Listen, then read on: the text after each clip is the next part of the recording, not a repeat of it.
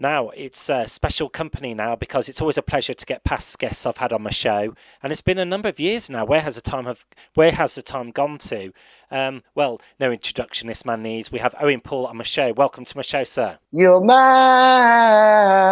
just in case you don't know who I am. Yes, no excuses now, is there? There's no excuses. Not now, not now. Well, welcome back. It's been a number of years since I last spoke to you. Great to have you on. And is it good to be back? Just coming out from what happened. I'm not even going to mention what happened a few years back, but is it good to be back on stage now? Yes, absolutely brilliant. I mean, it's weird though, because in the thing that you don't want to mention, I recorded more things than I've ever done before in my career, because I'm not the most prolific of writers and Hmm. recorders. But because I had no festivals and no 80s events and none of this touring thing and whatever during that 2.5 year period, whatever it was, I recorded way more stuff than ever, and I found it very, very good. And then we released quite a few records so far. We've got a new one coming out, and everything's going great. And then we're back in the scene because we can go out and play, do performances in Holland and Germany and the UK and Ireland, and so it's absolutely brilliant to be back. Yeah. So, from a negative part of life, what happened for everyone, you turn it into something good. Very much so. I mean, the first thing I did, which was quite funny, right, is that after thinking, and I told my children because I was living in a different place than my children. I remember saying to them, "Don't worry, I'll see you in a couple of weeks. It'll be fine." It's right. And then after a few months, I was sitting there going, "Well, that didn't work out." And then I thought, "Hang on a minute. If I'm sitting at home with a recording studio on my own, except for well, I was actually living with my manager and her husband, and that's where our studio is, right? I thought if I'm sitting at home, not able to do my live shows and festivals and such like with Nick Kershaw or whoever, blah, I thought, what if we put a track together with all us guys and get in touch with Lee John and Carol Decker from Tapau and Cheryl Baker from Bucks Fizz and it was just a multitude of things. Guys from Big Country, guys from The Alarm, guys from Simple Minds. And the reason I did it, right, it was a little bit cantankerous of me. I thought, well, this time they have no excuse to turn me down because they're stuck at home doing nothing and they can't say, no, sorry, Owen, I'm off to Paris, etc., etc. They can't do that. I'm going to go, guys, we all know where you are. Mm. So get it. Toya was another one. I sent the message to Toya and I sent a basic backing track to sing over, and it was just a jam. It wasn't really a song; it's just a jam.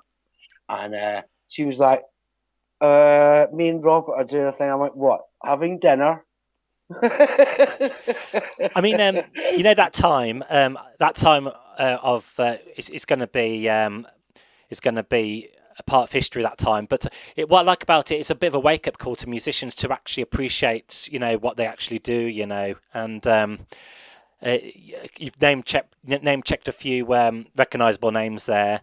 I know we mentioned in our interview about your musical career earlier on, which people can still listen to. My interview with you, Danny Owen Paul, it's on there somewhere.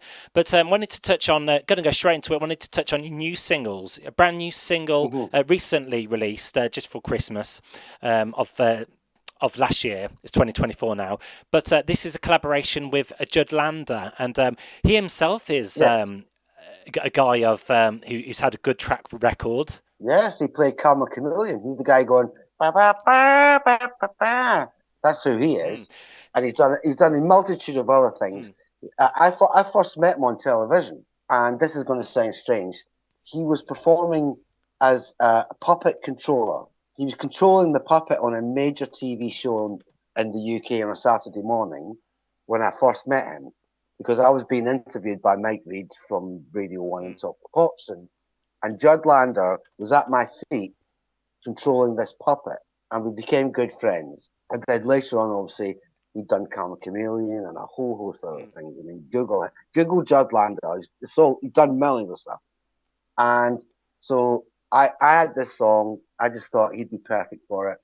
Got in touch with Judd. I said, "What have you got?" he very rarely asks what key it is. But this weirdly, he did. He said, "Which key is this in?" I went, "I have no idea." I said, "I have no idea." I'm not that kind of musician. I just make it up as I go along, how I hear it in my head, and then try and translate it onto record or playing it live or whatever. But I had no idea. Mm. He went, "Well, it's like Judd said, it'd be a good idea if I knew which key this was in because that might help." I went, "Well, your guess is as good as mine, mate. Good luck." Mm. I know. I'm just going to add. He also played harmonica on "Say You'll Be There" by the Spice Girls as well. There you go. Yeah, There you go. he You're he, legend. he Absolute is. legend. Now this song celebrates kind of starting afresh. Yes, With it's much.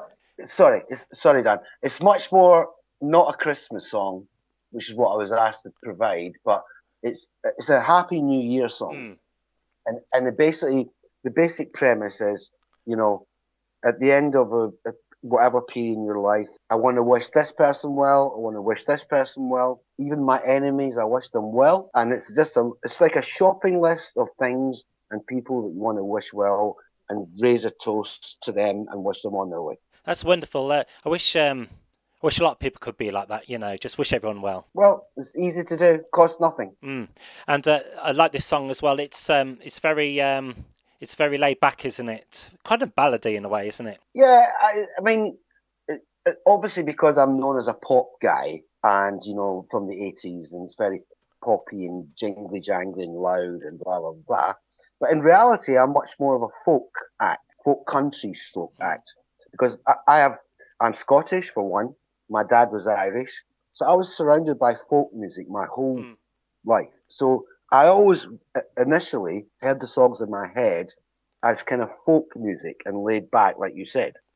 And and then obviously because depending on what age you are, like when I was 24 and did Favorite Waste of Time, uh, I couldn't make a folk record there and get away with it because I was 24. Mm. So I turned it into a pop record, and I've done the same thing with other things where at a certain genre I've made dance records and things like that, and you fit in. This time round, I decided all the tracks I would do it exactly like I heard it, which is always a folk song, and that's what this is. Well, like about I've listened to 3 or 4 of your new singles, and you have created your own unique sound. Thank you. That's very kind. Because I listened to like do you know the Christians as well? They've got that identical sound. Kind of remind me of along them lines. Maybe I'm not sure if it's me or not, but you do have that unique sound on your new records, which is good. That's very kind. I mean, I don't know whether it's like the Christians or Mm, not, but I do know that I've stripped everything back and stopped, as I said, making a pop record just because you're in the pop mm. game and you're on telly and you're on Smash Hits magazine or whatever. And I've just done it basically the way I hear it in my head. Now we just go like that, and that's how it goes, and that's how it's going to go at the shows, and that's what it is. Mm. And I know where the Heritage Chart as well. That's Yes. doing wonders for itself, isn't it? Well, it's done wonders for me, I've got to tell you, and it's done wonders for Nick Kershaw, Paul Young, as I said, mentioned earlier, Carol Decker. These are people, they didn't wake up after 1989 and become rubbish, right? The basic premise of Mike Reed's Heritage Chart is you have to be a heritage act, so you've had hits before, in the 60s or the 70s or the 80s or the 90s, and but you get a chance for him to play on air in his radio show your new tracks. That's what he's interested in, and then people get to vote on them. And as I said, be it the Christians, they didn't wake up in 1989 and become rubbish, but they can't get other radio stations to play them now because they've moved on, Mm. and it's difficult. So he's created this vehicle, and Toya's on there, Steve Harley's on there, even the Rolling Stones are on there. All these Mm. acts that don't get played on national radio anymore, they're in the chart, and then you can go to heritagechart.co.uk, I think, and you can vote for the tracks individually every week. And I've had great success. That's great. So it's like the people's choice, isn't it? Giving the Very public. much so. And I like that because obviously I come from an era where the music industry were manipulating things all over the place. And this is very much singularly a people's chart. And you go to the website, you click on the track that you like, and then you move on. You can click, you Mm. can do one vote for each track. That's how it works. I know And you. that's, And and that means that that means that if I end up in the top 10, which I did this week, that means that people were clicking on there And I know you for that song. yeah, I know you reeled off some of the artists there, but number one last week, if I stand correct, I think it was Sal Sol from Classics Novo. Now everyone knows him, of It course, was. but he had a It hit was. with I know who he is. "Is It a Dream, Man?" Like, you Yeah. know, quite an obscure record in my point of view, but it was a top 10 hit. But fair play to him, number one amongst everyone. There you go. That's a classic example, right? Sal Solo. It's motivation. It's in a dream. It's motivation. Very strange record, actually. I remember it well. But he is still making records. Nick Kershaw's still making records. Paul Young is still making records. They're still writing new material, and they are still good. Hmm. Go check it out. And I just wanted to ask as well. I hate tags as well. And when I know you did the 80s and you took a bit of hiatus, sabbatical. Were you Yes, ever fed up of that one hit wonder tag? it wasn't that Mm, actually. No, no, I don't mind one hit wonder. mm, I know many great acts that never even had a hit.